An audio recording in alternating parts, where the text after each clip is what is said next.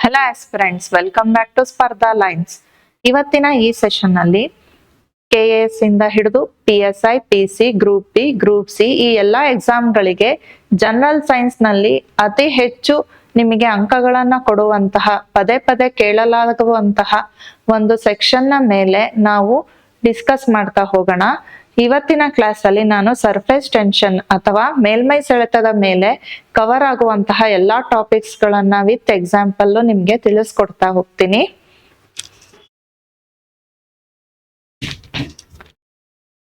ಮೊದಲನೇದಾಗಿ ಮೇಲ್ಮೈ ಸೆಳೆತ ಅಥವಾ ಸರ್ಫೇಸ್ ಟೆನ್ಷನ್ ಅಂದ್ರೆ ಏನು?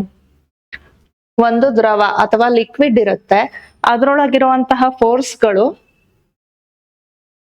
ಆಕ್ಟ್ ಮಾಡ್ತಾ ಅದನ್ನ ಕಡಿಮೆ ಮಾಡ್ಕೊಳ್ತಾ ಅದರ ಸುತ್ತಳತೆ ಅಥವಾ ಅದರ ಮೇಲ್ಮೈನ ಕಡಿಮೆ ಮಾಡ್ಕೊಳ್ಳೋಕೆ ಪ್ರಯತ್ನ ಪಡುವಂತಹ ಫೋರ್ಸ್ ಅನ್ನ ನಾವೇನಂತ ಹೇಳ್ತೀವಿ? ಮೇಲ್ಮೈ ಸೆಳೆತ ಅಥವಾ ಸರ್ಫೇಸ್ ಟೆನ್ಷನ್ ಅಂತ ಕರಿತೀವಿ. ಅದರ ಡೆಫಿನೇಷನ್ ಅನ್ನ ನಾವಿಲ್ಲಿ ಕೊಟ್ಟಿದೀವಿ.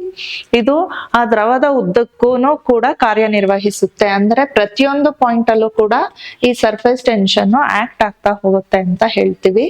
ನೆಕ್ಸ್ಟ್, ಇದು ಮೇಲ್ಮೈ ಸೆಳೆತ ಮೇಲೆ ಅಥವಾ ಸರ್ಫೇಸ್ ಟೆನ್ಷನ್ ಮೇಲೆ ಯಾವ್ಯಾವ ಫ್ಯಾಕ್ಟರ್ಸ್ ಏನಾಗತ್ತೆ ಅಪ್ಲೈ ಆಗತ್ತೆ ಅಥವಾ ಯಾವ್ಯಾವ ಫ್ಯಾಕ್ಟರ್ಸ್ ಮೇಲೆ ಡಿಪೆಂಡ್ ಆಗತ್ತೆ ಅಂತ ನೋಡಿದ್ರೆ, ಮೊದಲನೇದು ತಾಪಮಾನ ಅಥವಾ ಟೆಂಪರೇಚರ್ ಜಾಸ್ತಿ ಆದಂಗೂನು ಸರ್ಫೇಸ್ ಟೆನ್ಷನ್ ಏನಾಗ್ತಾ ಹೋಗುತ್ತೆ? ಕಡಿಮೆ ಆಗ್ತಾ ಹೋಗುತ್ತೆ.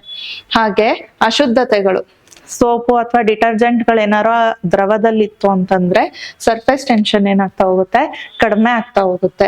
ಹಾಗೆ ದ್ರವದ ಸ್ವರೂಪ, ಅಂದ್ರೆ ಇಲ್ಲಿ ಹೇಳಿದೀವಿ ಪಾದರಸ ಅಂದ್ರೆ ಅದು ಥಿಕ್ ಆಗಿರತ್ತೆ, ಅಲ್ಲಿ ಏನಾಗಿರತ್ತೆ? ಮೇಲ್ಮೈ ಸೆಳೆತ ಜಾಸ್ತಿ ಇರತ್ತೆ. ಹಾಗೆ ನೀರು, ಇದಕ್ಕೆ ಕಂಪೇರ್ ಮಾಡಿದ್ರೆ ನೀರಿನಲ್ಲಿ ಕಡಿಮೆ ಮೇಲ್ಮೈ ಸೆಳೆತ ಇರುತ್ತೆ. ನೀರಿಗೆ ಕಂಪೇರ್ ಮಾಡಿದ್ರೆ ಆಲ್ಕೋಹಾಲಿಗೆ ಕಡಿಮೆ ಮಾಡಿದ್ರೆ ಸೀಮೆ ಎಣ್ಣೆ ಅಥವಾ ಸೀಮೆ ಎಣ್ಣೆಯಲ್ಲಿ ಕೆರೋಸಿನ್ ಅಲ್ಲಿ ಕಡಿಮೆ ಇರುತ್ತೆ. ಹಾಗಾಗಿ ದ್ರವದ ಸ್ವರೂಪದ ಮೇಲೂ ಕೂಡ ನಿಮ್ಗೆ ಮೇಲ್ಮೈ ಸೆಳೆತ ಏನಾಗತ್ತೆ? ಡಿಪೆಂಡ್ ಆಗತ್ತೆ. ಈ ಪ್ರಮುಖ ಉದಾಹರಣೆಗಳು ಎಲ್ಲೆಲ್ಲಿ ಈ ಸರ್ಫೇಸ್ ಟೆನ್ಷನ್ ಆಕ್ಟ್ ಆಗತ್ತೆ, ನಿಮಗೆ ಎಕ್ಸಾಮ್ ಅಲ್ಲಿ ಯಾವ ರೀತಿ ಕೇಳ್ತಾರೆ ಅಂದ್ರೆ, ನೀರಿನ ಹನಿಗಳು ಗೋಲಾಕಾರದಲ್ಲಿ ಅಂದ್ರೆ ಸ್ಪೆರಿಕಲ್ ಶೇಪ್ ಅಲ್ಲಿ ಇರೋದಕ್ಕೆ ಯಾವ ಫೋರ್ಸ್ ಕಾರಣ ಅಂತ ಈ ತರ ಎಕ್ಸಾಮ್ ಅಲ್ಲಿ ಕ್ವಶನ್ಗಳು ಫ್ರೇಮ್ ಆಗುತ್ತೆ. ಹಾಗಾಗಿ ಈ ಎಕ್ಸಾಂಪಲ್ಗಳನ್ನ ನೀವು ಚೆನ್ನಾಗಿ ತಿಳ್ಕೊಬೇಕು.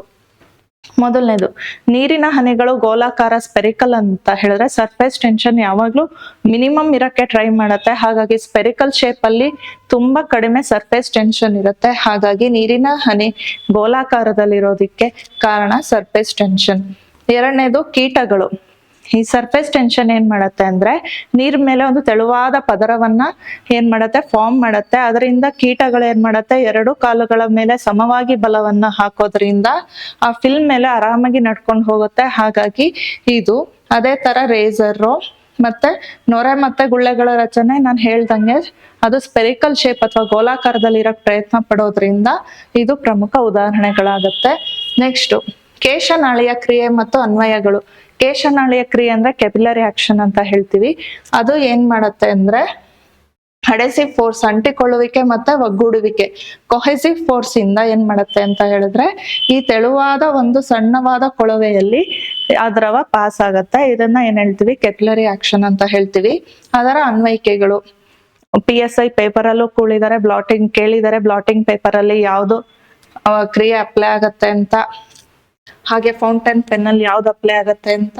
ಇಲ್ಲೆಲ್ಲ ಕೆಪಿಲರಿ ಆಕ್ಷನ್ ಆಗತ್ತೆ. ಎಣ್ಣೆ ದೀಪಗಳು ಮತ್ತು ಬತ್ತಿಯ ಕ್ರಿಯೆ ಅಂದ್ರೆ ನೀವ್ ಎಣ್ಣೆ ಹಾಕಿರ್ತೀರಾ, ಬತ್ತಿ ಕೆಳಗಿರತ್ತೆ, ಮೇಲೆ ಉರಿತಾ ಇರತ್ತೆ. ಈ ಕೆಳಗಿಂದ ಏನ್ ಮಾಡತ್ತೆ? ಅದ್ರೊಳಗಿರುವ ಸಣ್ಣ ಸಣ್ಣ ರಂಧ್ರಗಳ ಮೂಲಕ ಏನಾಗತ್ತೆ? ಎಣ್ಣೆ ಪಾಸ್ ಆಗತ್ತೆ. ಹಾಗಾಗಿ ದೀಪ ಉರಿಯುವುದು ಕೆಪಿಲರಿ ಆಕ್ಷನ್. ಅದೇ ಫೌಂಟೇನ್ ಪೆನ್ ನಲ್ಲಿ ಶಾಹಿಯ ಇಂಕ್ ಯಾವ ರೀತಿ ಫ್ಲೋ ಆಗುತ್ತೆ ಅದು ಕೂಡ ಕೆಪಿಲರಿ ಆಕ್ಷನ್. ನೆಕ್ಸ್ಟ್, ಸಸ್ಯಗಳಲ್ಲಿ ನೀರು ಕ್ಸೈಲಮ್ ಅಲ್ಲಿ ಮೂಲಕ ಹರಿಯೋದು ಕೂಡ ಕೆಪಿಲರಿ ಆಕ್ಷನ್. ಹಾಗೆ ಪೇಪರ್ ಅಲ್ಲಿ ಸಣ್ಣ ಬ್ಲಾಟಿಂಗ್ ಪೇಪರ್ ಅಲ್ಲಿ ಅಥವಾ ಮಣ್ಣಲ್ಲಿ ತಗೊಂಡ್ರೆ ಸಣ್ಣ ರಂಧ್ರಗಳು ಪೋರ್ಸ್ ನ ಮುಖಾಂತರ ಏನಾಗತ್ತೆ? ಅದು ಹರಿವಾಗತ್ತೆ. ಹಾಗೆ ಮೇಣದ ಬತ್ತಿ ತಗೊಂಡ್ರೆ ಮೇಣ ಕರಗ್ದಂಗೂ ಅಲ್ಲಿರುವ ಬತ್ತಿಯ ಮೂಲಕ ಏನಾಗತ್ತೆ? ಮೇಣದ ಹರಿವು ಆಗತ್ತೆ. ನೆಕ್ಸ್ಟ್, ಸ್ನಾನ ಮಾಡಿದ್ಮೇಲೆ ಟವಲಿಂದ ಮೈ ಒರೆಸ್ಕೊಳ್ಳುವಾಗ ಟವಲ್ ಅಲ್ಲಿರುವ ಸಣ್ಣ ರಂಧ್ರಗಳ ಮೂಲಕ ನೀರು ಹೀರಿಕೊಳ್ಳುವುದು ಕೂಡ ಏನಾಗಿರುತ್ತೆ? ಈ ಕೆಪಿಲರಿ ಆಕ್ಷನ್ನಿನ ಒಂದು ಎಕ್ಸಾಂಪಲ್ ಆಗಿರುತ್ತೆ. ಆಮೇಲೆ ತುಂಬಾ ಕಡೆ ಇದನ್ನ ಕೇಳ್ಬೋದು, ಬಿಸಿ ಸೂಪ್ ಯಾಕೆ ತುಂಬಾ ರುಚಿಯಾಗಿರತ್ತೆ ಅಂತ ಹೇಳಿದ್ರೆ, ರುಚಿಯ ಬಿಸಿ ಇದ್ದಾಗ ಸರ್ಫೇಸ್ ಟೆನ್ಷನ್ ಕಮ್ಮಿ ಆಗಿರೋದ್ರಿಂದ ಅದು ಜಾಸ್ತಿ ಸ್ಪ್ರೆಡ್ ಆಗುತ್ತೆ. ಜಾಸ್ತಿ ಸ್ಪ್ರೆಡ್ ಆಗಿರೋದ್ರಿಂದ ನಮ್ಮ ಟೇಸ್ಟ್ ಬಡ್ಗಳು ಅದರ ಒಂದು ರುಚಿನ ಚೆನ್ನಾಗಿ ಹೀರ್ಕೊಳ್ಳುತ್ತೆ. ಹಾಗಾಗಿ ಸೂಪು ಬಿಸಿಯಾಗಿದ್ದಾಗ ಹೆಚ್ಚು ರುಚಿಕರವಾಗಿರುತ್ತೆ. ಇದಕ್ಕೆ ಯಾವುದು ಎಕ್ಸಾಂಪಲ್ ಅಂದ್ರೆ ಸರ್ಫೇಸ್ ಟೆನ್ಷನ್ ಆಗಿರುತ್ತೆ. ಇದು ನಮ್ಮ ಸರ್ಫೇಸ್ ಟೆನ್ಷನ್ ನ ಬಗ್ಗೆ ಇರುವಂತಹ ಟಾಪಿಕ್ಸು. ಇನ್ನು ಮುಂದಿನ ತರಗತಿಗಳಲ್ಲಿ ಇನ್ನೂ ಹೆಚ್ಚಿನ ಹೈ ಟಾಪಿಕ್ಸ್ಗಳೊಂದಿಗೆ ನಿಮಗೆ ನಾವು ಸೈನ್ಸ್ ಅನ್ನ ತಿಳಿಸ್ಕೊಡ್ತಾ ಹೋಗ್ತೀವಿ. Thank you.